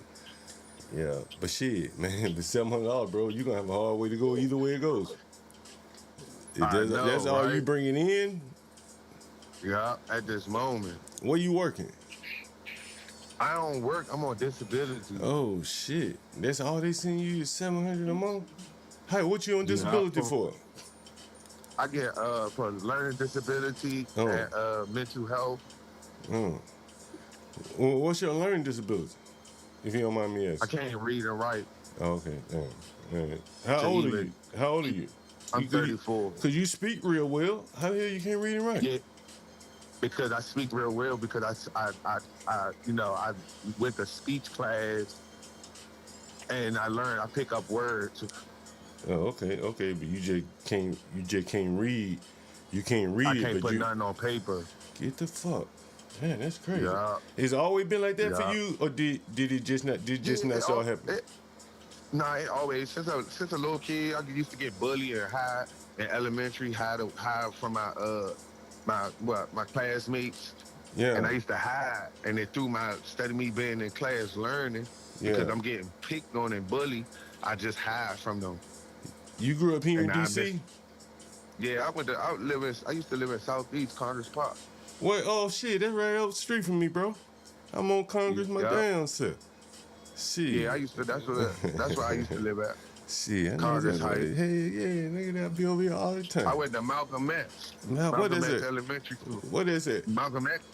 It's right there. You know where Congress Heights Station at? Yeah. That's Malcolm X. I don't be knowing the name of you goddamn schools. Yeah, now they call it something now. Ain't a goddamn community college or something right there? It's a community college or something right there. UDC or something, right? Yeah, I know exactly what you're talking about. Hell yeah. But shit, so how you make the 700 then? Hell, if you say you can't read and write, how you make 700? I had my wife, she fill out my paperwork. She like my secretary. Oh, so you she married? got like, yeah. So she just like do my paperwork for me. Like I go get the paper and give it to her. She'll fill it out for me. Or I go to the building and they had somebody help me fill it out. Oh, okay. Damn, you ain't never tried to do Uber Eats and nothing like that? DoorDash? Nah, I can't even, man. I can't even drive right now, man. Why not? Well, your license fucked up? Nah, my license, I ain't never had license. I can't even pass the motherfucking test. Oh, that's because right. I can't stay focused. I can't focus, man. Right. And then I get so nervous, I'll probably pass. I'll be almost about to pass it. And then something just lock up in my brain. It's something mentally with my brain, man. Yeah, damn. And me being homeless, it's not even making it better. It's making it worse because it's like, damn, I got to get up there every day at 5 o'clock, go, come outside, walk the world or try to make it, ask people, you know what I'm saying? I'm not complaining, but I just like, damn, right now, it's not a good position for me to be like studying. Like, I'm a barber, I could cut hair. I went to school to cut hair. See, I'm a hands-on person. Yeah, hell yeah, I know exactly. So I learned a lot just seeing it and going through it. That's the type of skill I had. Like, I could pick up really good by learning, by watching it. But like, your disability don't let you work like a regular job, though, right? But it's probably hard to get a regular, huh? It's hard because then I'm a felon. You know what I'm saying? What you a felon for? I mean, I don't give a shit. Charge. Yeah, I call it gun charge too. Where you get your gun charge at? I caught my gun charge right there by the John. John over on here. Alabama Avenue. Oh shit, right around the corner. How the fuck you catch a gun charge right there? Because I had my gun on my hip. Somebody was like, I was getting a death threat. Somebody, they gonna kill me. So I was like, you know what? I met an Army nigga, and I got cool with the Army nigga, and the Army nigga ended up sending me some shit, selling me a fresh-ass gun. So after that, I was like, I bet. I started carrying it, but it just one night, I was on drugs. I used to smoke dippers. Oh, you smoked? Oh, nigga, that. you smoked them dippers, boy. I know you ought to be God Almighty. Them dippers will get you go. You ever be? Man, go ahead, but go ahead. You tell me about the gun charge. I lunched out, man. I ain't even mean to. I lunched out. I thought the nigga was the nigga didn't tell me he was a police, and I didn't even hear. I didn't even see. I couldn't even see. I blanked out. So I seen myself on the video. He said he pointed his gun at me, and he seen my gun on my hip, and you know we started shooting it out. You shot out with the police? You shot out with the police? Yeah. Damn. Did they hit you? Did they hit you, bro? No. I fell on the ground, bro. I fell on the ground. I was so gone, bro. I was real gone off that shit, bro. Get the fuck. I changed my whole life around after that, bro. Like, I no longer deal with the streets. I no longer be around the negativity. I go to church when I can. You know what I'm saying? Like, I had to do a whole 360 with my life, especially when you see your life can get easy taken. So them motherfuckers was shooting back at you, bro? How many shots you let off? How many shots you let off? I think they said like about what? Like 10, 9. You let off like 10 shots at them motherfuckers and you didn't get hit at all? No, boy, you the lucky, bro. boy, God you the lucky real, man, bro. boy, you the lucky motherfucker. I am, bro. And that was on Alabama Avenue. God damn, that's right around the corner. Yeah, bro. God damn. Lucky, bro. I love God, bro. I love God right now, bro. God, how the fuck you get on them dippers, bro? What made you take that shit? That shit, because one day I met a little white joint, and she like the dippers and shit. So you know when you interacting with that type of lifestyle, because you know I used to be in the streets and shit. So I met this girl, she like the dippers, and I went to go get her some dipper from the person I used to fuck with uptown and shit. So I bought it to her one day. She was like, oh, I want you to hit it. And I'm like, damn. She like, hit it, test it out.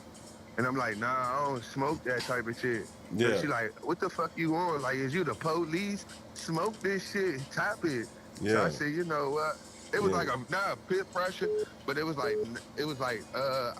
when she said, damn, what you the police? It made me feel like, damn, let me show this bitch I ain't no police ass nigga. Right. You know what I'm saying? So Right. I smoked it. I was high as shit. And then we started being intimate. She started getting me. So she finally gave you that ass once you hit that dip. When I hit that dipper. Yeah. Damn. And what that shit, it ain't like weed though, so what that shit like then? That shit is like, it's like hitting, like, I can't explain it. It's like a whole different dimension. Like you hear, but you're not here. You can't hear. Your body is trying to stay still. It's like your body trying to stay still for a minute. Is that like is that the wildest drug you ever taken? You never taken that was the wildest drug I ever took. No shit. The wildest. Cause nigga be running like I naked don't- and shit. Does this shit make you hot or something? Yeah, because it's telling your body. You know what bomb fluid is, right? To Yeah, keep your yeah, body yeah, still. yeah. But if you fight it, then it's not gonna keep your body still. So all you're doing is building up all this heat. Right. And now you're trying to fight the drug off. So, you know, I'm like, damn. I regret it, you know what I'm saying? Because now it fucked my little life up, you know. But I don't let it stop me from doing things. Even my disability, I don't let that stop me. Yeah. I walk around like I got this injury on my foot. I can't stand on my feet that long. You know what happened to your foot? When I was a baby, I balled up my feet in my shoe, and as a my child? mother got it. Yeah. And it caught a blister, and it got infected, and I had to get surgery on it. So they drilled the pin, and the pin broke. And ever since then, I walk with a limp. I'm talking about, man, that toe aches. It hurts like shit. So I mean, when you were a little baby, you ball your feet up, and your mother, what she tell you to unball your feet or what? Yeah, she told me she took my shoe off and told me to take my shoe off. She took my shoe off. I had a big blister on my toe, my big toe. No shit. And it caught an infection. Yeah. Yeah. Damn, that's crazy. Caught an infection. Damn, that's crazy, my nigga. And so, but you didn't lose no toes or nothing, did you? I was certain. Nah, I almost, but I told them I wanted to keep it. They said if they had to cut it off, I wouldn't be able to stand up. Because without your big toe, that's what's keeping your balance. Yeah, oh yeah. God damn. Yeah, damn, boy. Every day, there's always some shit, huh? It is. I had a blood infusion. I had to get a whole new blood infusion. Like I caught some type of infection, and they had to put a tube over my heart to keep my body from getting infected. Get the fuck out of here. I was kissing blood. Yeah, man, I've been through it, man. I ain't gonna lie, I've been through it. How old were you when that shit happened? I was like 16, 17. Damn. I've been through it, man. Did they, I know they convicted your ass for that gun. I beat my shit, bro. You feel me? You did? Hell yeah, nigga. Yeah. Hell yeah. Yeah, they got your ass, huh? I pleaded guilty to it. Oh, you pleaded guilty? But shit, yeah, I pleaded guilty. But they get you for the shooting the gun, like, or just they just charge you with? What they charge you with? They hit me with the disarming the firearm, scratching the serial number. Oh, nigga, how long you get? I got 10. How long you do? I did 5. Damn, you did. I thought they'd be making your ass do like 80% fed time or some shit. That ain't true no more. Yeah. How you do 80? 65%. Oh, you did 65%? You do 65. But if you did 5 and you got 10, that's 50%. Say that again. If you did 5 and they gave you 10, that's 50%. That's 50%? Right. So I don't know how the fuck they did it. Yeah, so they I know go, I came. okay. I was on good time. I ain't get locked up in the feds. Yeah.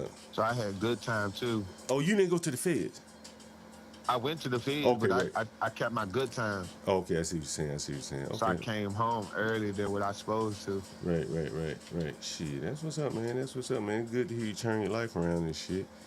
Yeah, good to see you turn your life around. I'm now trying to walk this little 5 down on parole. Oh, that's right. You got 5 more years parole and shit. Yeah. Hey, you ain't got no family around here? Nah, all my family dead, man. Hey, you young though. How old are you? 34. And all your family dead?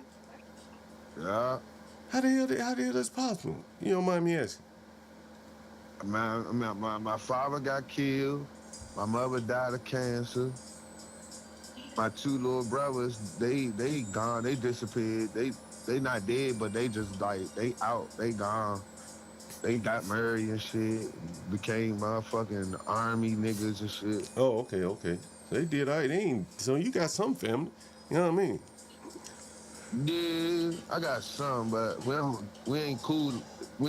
It's not like to a point that family, like right now, if I had family, I could live with my family. Yeah. You know what I'm saying? Yeah. I don't consider that as a family. Right.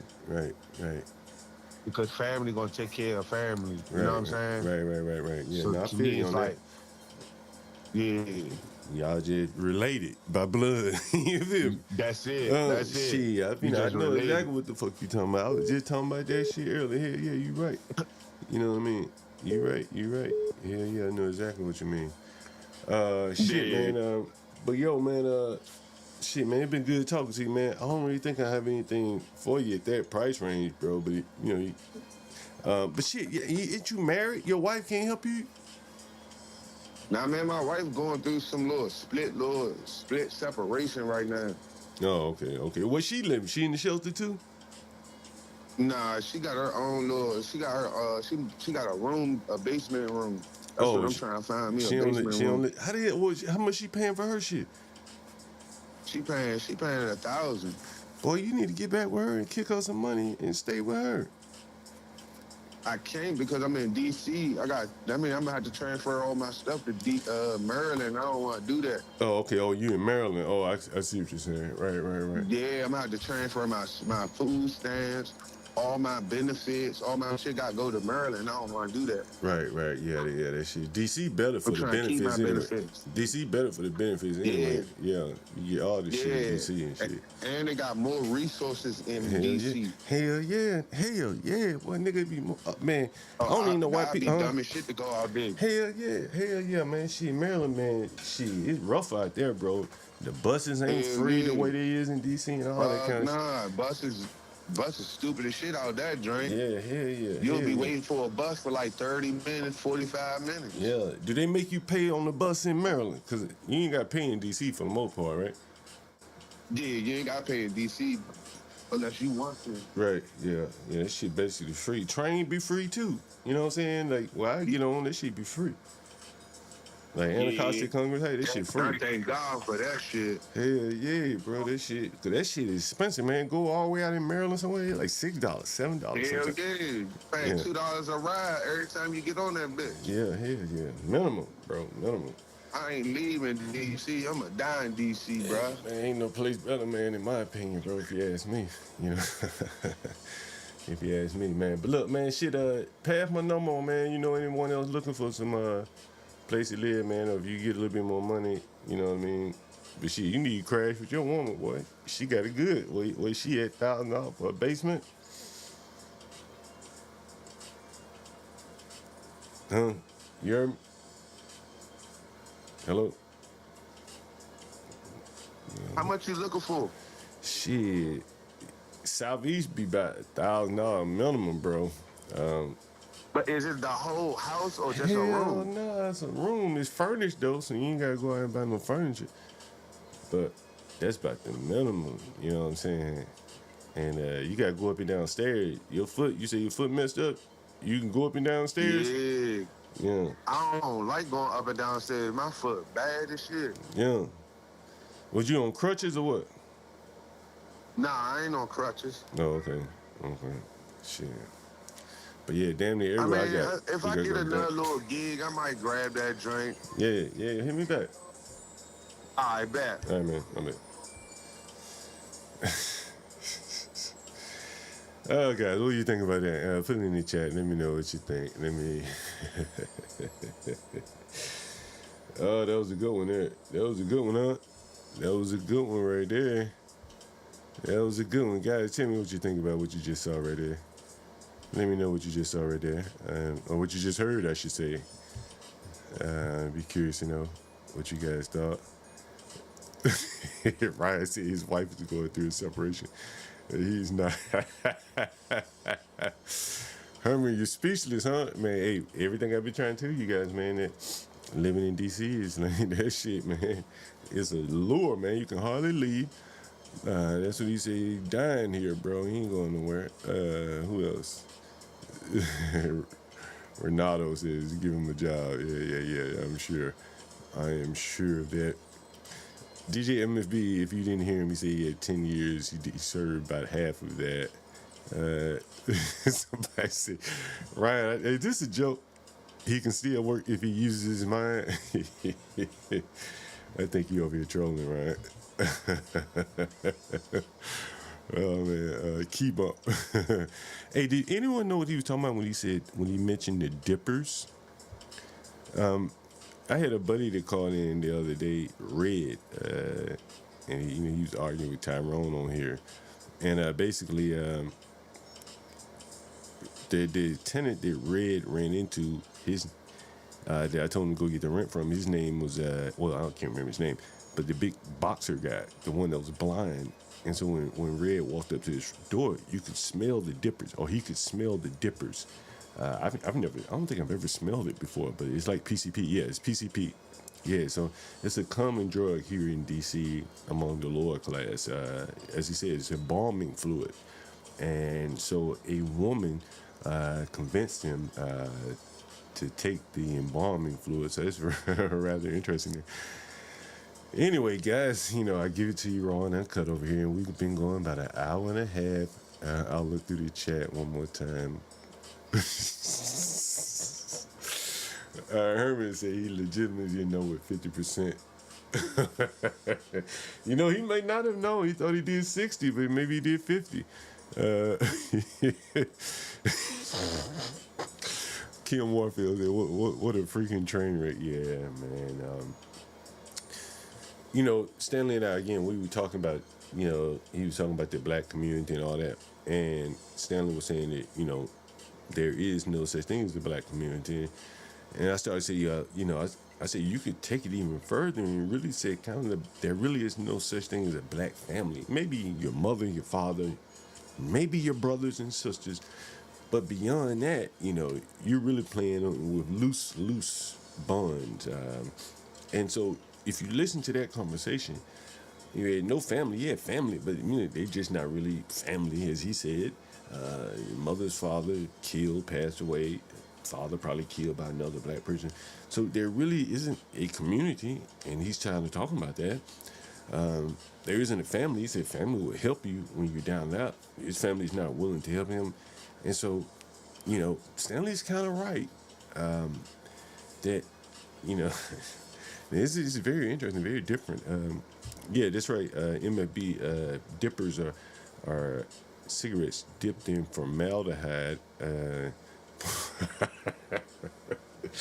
Ryan said 0.5 times 10 equal. NAN, not a number. He can't compute. No, he couldn't read.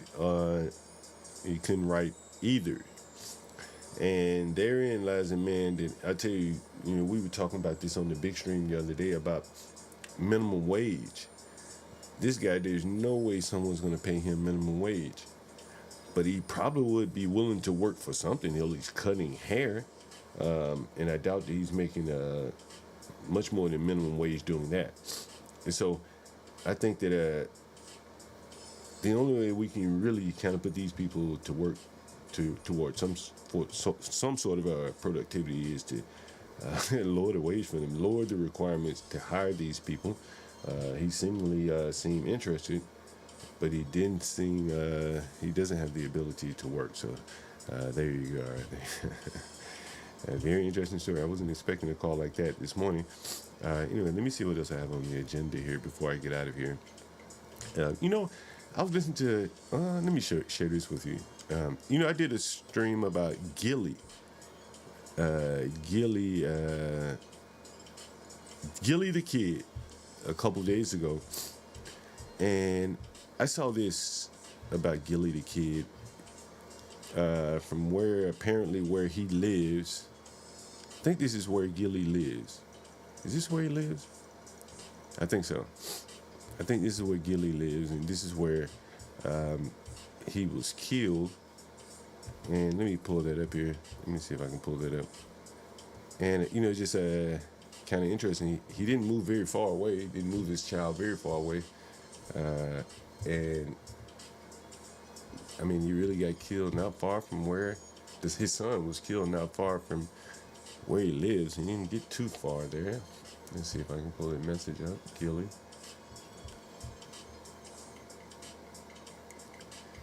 And then I saw another video of Gilly.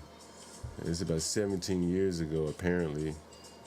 And that message is not coming up. Anyway, let me share this with you. This is about Gilly the Kid, the rapper whose son was killed a couple days ago. I don't know if it was a couple days ago. It was a while back. And I just want you to look at the behavior of this man, like a man-child here. And this is Gilly the Kid. Don't ever disrespect me, baby. You gotta let him see the PS sign. Don't ever disrespect me. On the fucking camera, man. It ain't that deep, brother. Cash. And again, he's out in the hood hanging out. Guys selling dope, idle all day, middle of the day. It's me and you know each other. Name not Cass, his name Barry. What's his name? This what they listening to out here, niggas. Huh? But they banging in Philly, nigga. Not my drink and my two-step, they banging. And that is the guy whose son was later killed, I guess about 17, 18 years later. And you kind of see, the father's behavior kind of begat the son's behavior there. And that was Gilly the Kid. And so it's kind of not a surprise to see, his son end up kind of in the same situation that he was in there. Kind of interesting. Again, I like covering a lot of these inner cities because I think, as you can hear the young man that just called in, a lot of people's opportunities, their lives, their futures are being really squandered by the terrible neighborhoods, communities, whatever the hell you want to call them. And take a look at this Fox News here. The family living in this home on Meadow Lane Circle is still in a state of shock after multiple suspects fired into their home. You can see where they fired through these windows into their living room, and they also fired multiple rounds into the children's bedrooms upstairs. I don't know, I was asleep. This 9-year-old boy says he was asleep when bullets came flying into his bedroom and hit him in the back. I was just crying because I was bleeding. I didn't know there were gunshots. His aunt tells me she was also woken up by the gunshots, which she says were too many to count. Out of fear of the...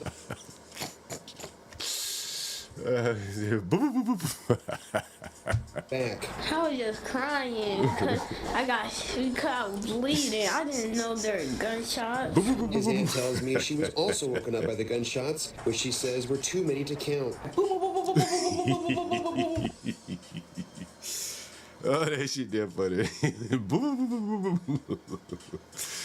Oh, man. Say it again, lady. Oh, man. Out of fear of the ones who did this, they didn't want us to show their faces or use their names. Atlanta police said they got the call of a shooting here on Meadow Lane Circle around 4 a.m. Saturday. My nephew, they was on the ground, and I asked him was he okay, and he was bleeding from his back. She then says they drove him to Children's Healthcare of Atlanta Hospital, where they were unable to remove the bullet from her nephew. And they said that the bullet had went to his back and by his leg, and the bullet is located close to a large artery, and if they removed it, then he might not be able to walk, so they have to give it a couple of weeks to monitor the bullet traveling so they can schedule him surgery. With the bullet still in his leg, his child is in a lot of pain, but he says he got some special visitors at the hospital. Yeah, I saw the principal and my teacher.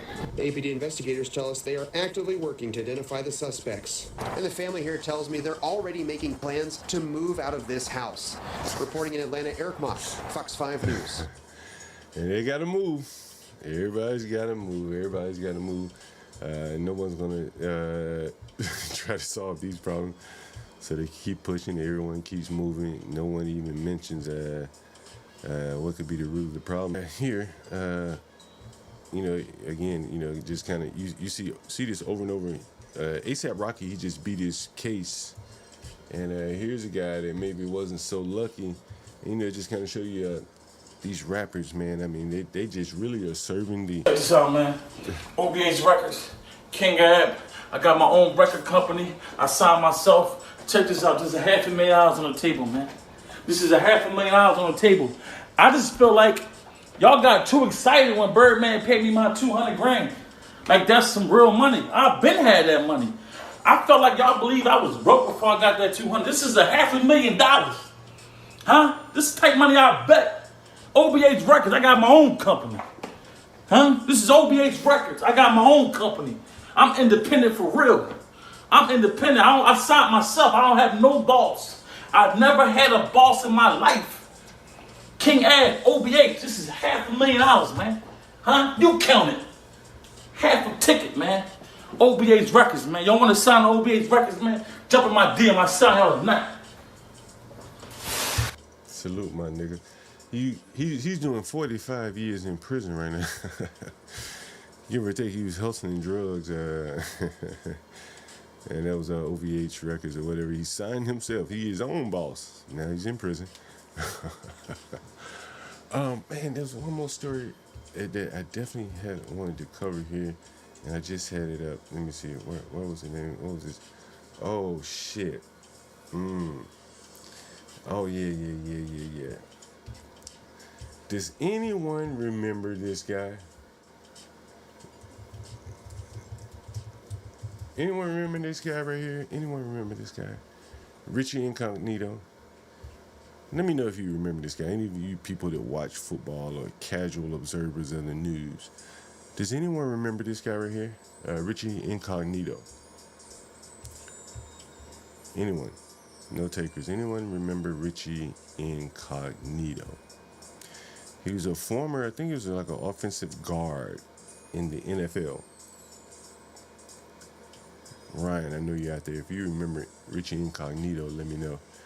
Dirty dude. Does anyone remember the allegations that were made toward Richie Incognito? Does anyone remember that? O-line, yeah, that's good. He was a pretty good offensive lineman as well. And I think his career at some point was cut short because the allegation made about him.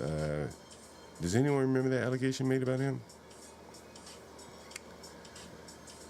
You know, I was always skeptical that he played for your Dolphins. So you remember humble president. You remember what happened to him then, right? He was accused of bullying someone.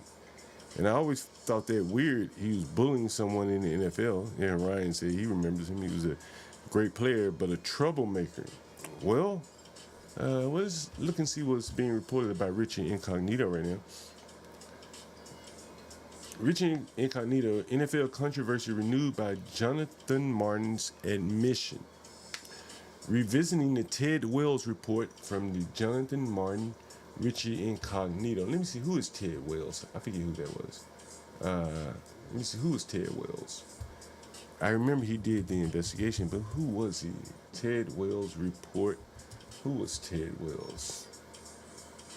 Oh, he did Deflategate too? Damn.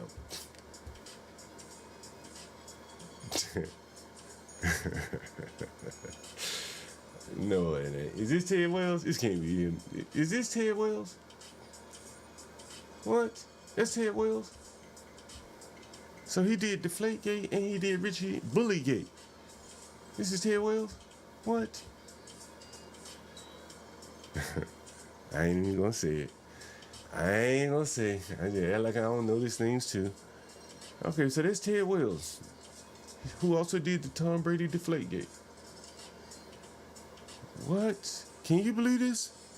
The same guy who did Deflategate also did Bullygate. Is he a Democrat? Anybody know if he's a Democrat? Is Ted Wells a Democrat? Ted Wells, Democrat. Ted Wells, Democrat. Ted Wells. Is he a Democrat? Ted Wells, News, Democrat. Ted Wells. He's got to be a Democrat. Ted Wells. Ted Wells. Anyway, Richie Incognito here. Jonathan Martin, he used to be a former offensive lineman for the 49ers. He was traded to Miami. It now come out that he was lying about it all. Richie Incognito goes on tirade attacking Jonathan Martin's parents and ESPN here. I hope there's video of it. Otherwise, we have to go get video. I want to hear what Richie Incognito has to say. And I don't want to read it myself. I want to hear if there are any words from Richie Incognito. But basically, Richie Incognito lost a year or two of playing football because apparently he was bullying someone. Jonathan Martin, this guy here. And this guy has come out and said, you know, it was all a lie. I remember his mother was like a psychologist or something and was backing him. And look, this is him with Richie Incognito right here, that he later went on to slander. This is him again. This is him again. And here's a bit video for this. Wow, this is really amazing. He's come out. Let's see. Let's see, Richie Incognito. Let me see if I have a video. I know I have a video of it. Let's see.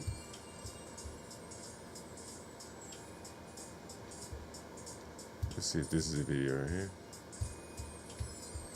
But yeah, Richie Incognito has come out and he's basically saying he lied about the bullying. And Jonathan Martin said, you know, it was basically all his parents' fault. And let me see if there's a video for this. Yeah, we'll skip through some of this, but I want to hear some of this. Here's what's going on. And this is why when I saw the Jonathan Martin story last Wednesday on ESPN.com, the excruciatingly long search for the needle in the haystack of word salad, I didn't want to do it.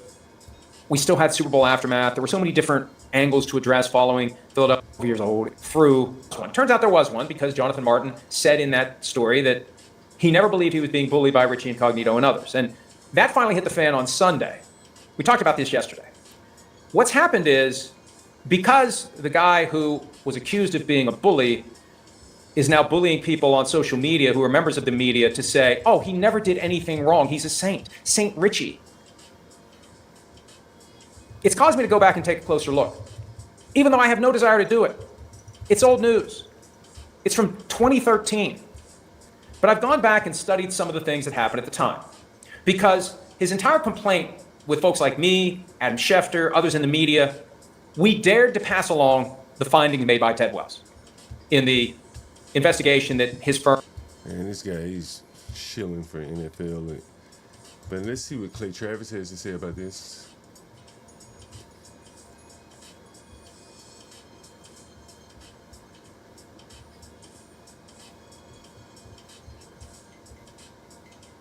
Because Clay Travis had some choice words with it. Apparently, Jonathan Martin said he was never bullied here.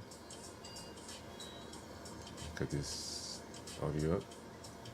Let's go. Gold Bond is clinically shown to moisturize, heal, and smooth. Buy now. A decade later, this is just a flippant headline. What? You buffering on me here? You buffering on me? Come on. Can't do that to me, man. Can't buffer on me. That it was just you gonna buffer on me here? What? Come on, you can't buffer on me here. Stop it. Let's go. Something I've been trying to clear up for a while. No, he hasn't. Like this is what bothers me about this story. He could have gone on any number. If Jonathan Martin said, I want to go on the Adam Schefter podcast and clear this up. Right. Or I want to go on ESPN, non-legacy media. You want to go on our podcast. You want to go on any of the podcasts that are out there, and I want to say how I really didn't feel bullied and set the record straight on this. You could have done that at any time in the last decade, and this story would have been picked up and covered. So, no, I don't buy that you've been trying to clear everybody's name of this and clear up the story for the last decade. You could have done that in any number of avenues, and you didn't. And people still suffered with their reputation because of it, which is BS on the part of Jonathan Martin. So I don't accept that part of this with him. Hutton, this is how I remember this story. The word woke today wasn't around in 2012 when this story broke in that time frame. But this is where that soft narrative of modern athletes kind of started. You got that greater debate about, oh, this guy's getting hazed like everyone in the NFL gets hazed, but this generation's just soft. And taunted. And this guy's weak, he's soft, he's this, he's that. That was kind of the debate back and forth with other people saying, no, this is behavior that should not be accepted anywhere, including an NFL locker room, and this is something that shouldn't be happening. And the debate waged on. The debate and the culture war continues to wage on today in an even bigger sense. But the word woke wasn't around then, but this would have been one of those woke arguments back in 2012. So those for Martin, those against Martin, those that say he's weak, he's been nurtured by his upbringing and he's not tough enough and all these different things, that was the debate of the time. That would continue to be the debate of today. I'll just say that at the time I thought that what I heard was going on is stuff we've heard going on in locker rooms for years. Yeah, but it was, and didn't think much of it. But the internal investigation is what's so interesting about it. The internal investigation. Because they found specific instances where Martin participated in this that... Okay, let me read a few of these. That basically, like, the culture was broken. A local nonprofit taking a... And that's it. There's Jonathan Martin there, finally coming to grips with his inability to play in the NFL. And instead of going out, he took someone down with him. And it was, I was sad to see Richie Incognito be slandered like that, considering, the allegations probably were not true. Again, we're about an hour and 116 minutes. What is that? 120 is 2 hours. So we're going to go about 2 hours, and then we kind of call it a day from there. I think HB is going, he'll be going live at some point. A couple things I wanted to share here.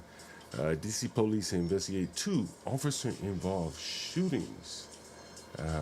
And so, wow, one was in my neighborhood. Wow. Oh, shit. Oh, shit. All right, damn. Here we go here. One dead after police shooting in Petworth, John Galt's neighborhood here. And so we're going to see.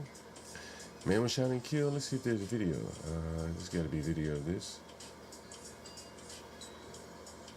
Let's see. There's got to be a video of this. Damn. No video? It's got to be video. It's got to be video. And of course, there's going to be an ad loading here. But damn, DC, someone shot him, man. All right. Hims for all you guys in need here. It's a Hims commercial for you. All right. Let's see if I'm not taking any phone calls this morning. Okay. All right, here we go.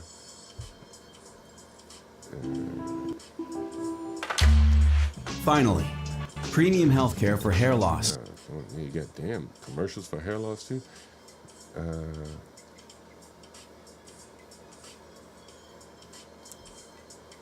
Is this the same fucking ad or something? A glancing blow of snow here in DC. Okay, fair enough. All right, come on. Is there an ad or what? Is that gonna be a? All right, sheesh. Damn, these people really gotta sell it, don't they? They really gotta sell it. All right, how many more seconds I'm saying? Trusted treatment. Is this just a fucking ad? Maybe I'm just sitting here, watching a fucking ad. Damn. Right to your door. Amazing. Prescribed. I think I was just sitting here. Okay, damn. Let me get a video of this. My neighborhood is shooting in my neighborhood. What?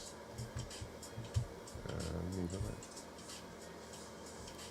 DC shooting Petworth. By the way, I'm curious to know what you guys think about that Marvel Comics movie with the Nigerian developer and the director and the black comic. Was it the Captain America? I'm curious to know what you guys think about that. So put it in the chat and let me know what you think. And so here's the shooting. I'm curious to know about this in my neighborhood here. This is, 18 hours ago? Okay, let's take a look at this. John Galt's neighborhood here. One of them. All right, let's go. IXL helps my children learn at their own pace, starting off with easier questions and slowly moving. We start the 5 off with breaking news: an officer-involved shooting that happened in the district. Police now on the scene. This is happening near New Hampshire and Georgia Avenues in Northwest. Fox 5's Nana Sayubozu just arriving. And Ryan, you probably know what this is. Nana, what do you know?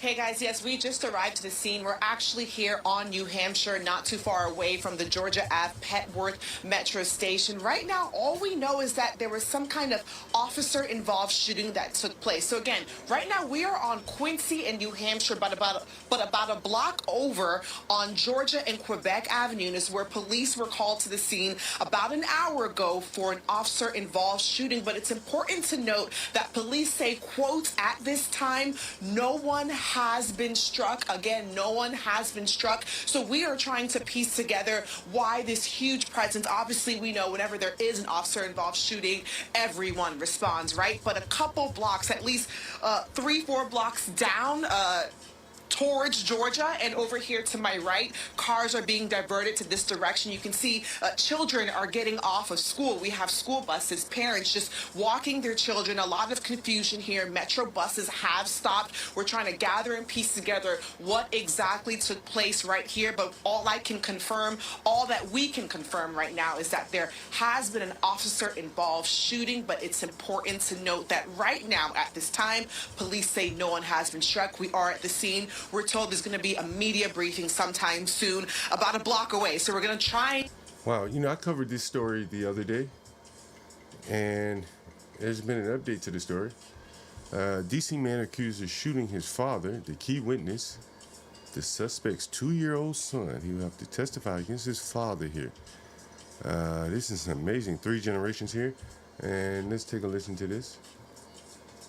Earlier this week. And you might remember, I talked about this because this guy was campaigning for his father to be released on Facebook. There was a Facebook post, hey, release my father, and then this happened. So let's take a listen here. Is accused of shooting and killing his own father earlier this week. Police tell us the man's 2-year-old son witnessed the entire thing and told investigators what he saw. Officers say they found Daryl Smith shot inside his Navy Yard apartment. They arrested D'Angelo Goldston. He is now charged with second-degree murder. News 4's Paul Wagner has the haunting details from the court documents in this case. Before the shooting inside this upscale Navy Yard apartment building, police say father and son had been arguing over money. That's according to a court document which says a witness told police 61-year-old Daryl Smith had accused his son of stealing money from his account. According to a court document filed in the case, when police got inside Daryl Smith's 6th-floor apartment here, they found him suffering from multiple gunshot wounds on the floor of the apartment. The document says he's generally confined to a wheelchair, and when police examined that wheelchair, they found a bullet hole, indicating Smith may have been sitting in the wheelchair when he was shot. As officers were investigating, the court document says a 2-year-old child inside the apartment told them Daddy shot Papa. The suspected shooter has been identified as 37-year-old D'Angelo Goldston, seen here in a mugshot taken in 2013. After detectives learned a 2-year-old may have witnessed the murder, they brought the child down here to Safe Shores. It's a child advocacy center, a nonprofit, where experts interview children who may have witnessed some kind of violence. According to a court document filed in the case, a police detective listened in as the child explained what happened inside that apartment. Police say at one point witness 1 stood up and demonstrated the shooting, drawing an imaginary gun, pointing it with its finger and said, "Pow, pow." Witness 1 then stated Pop fell on the floor. Several times in the interview, witness 1 stated, "Papa is dead. My daddy shot Papa." DC police say during an interview, D'Angelo Goldston said he had been smoking PCP and does not remember. God damn. The Dipper strikes again. The Dipper strikes again. God almighty. We just had a guy. I mean, what is the odds? What are the odds? Man, I tell you, I really bring that dope here. Like, what are the odds of that?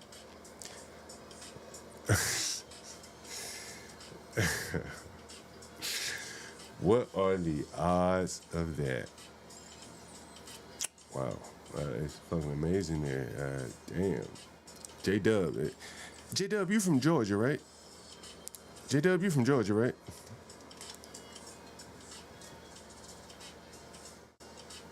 Let me know if you're from Georgia, J-Dub. I'm curious to know. I had a lady friend of mine called in yesterday, and she lives in Georgia. I wanted to know, I was curious to know if you heard that conversation yesterday. J-Dub, yeah, let me know. But yeah, that's amazing. Damn, we just had a dude call in on the PCP, on the Dipper. And damn if a Dipper man kill his, my friend, she's from Canada by way of Haiti. And she What did you think about her not having dated anyone in so long? What did you think about that, J-Dub? Yeah, I think it is. It's a DC thing, if I'm not mistaken. I've never heard of dippers either.